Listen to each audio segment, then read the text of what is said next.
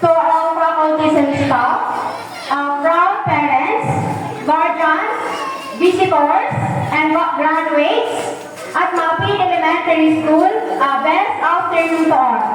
Good afternoon. So I am blessed and I say this is an answered prayer because last year in July 2023, I wish that someday I would be the one to experience or be invited as one of the guest speakers.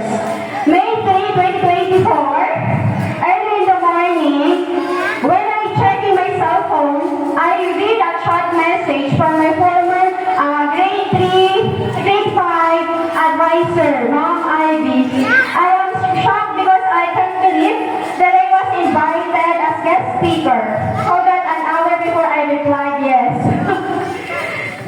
I am grateful and thank you for all my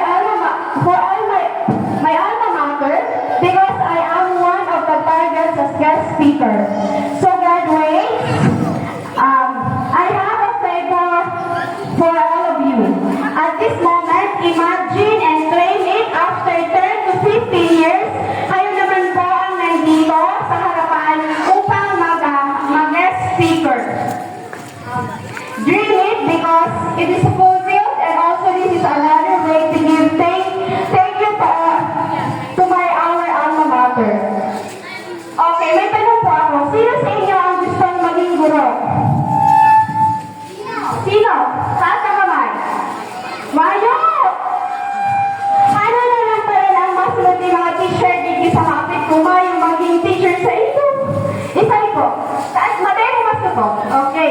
Maging doktor, nurse, architect. Kamu po. Tunindo. Police,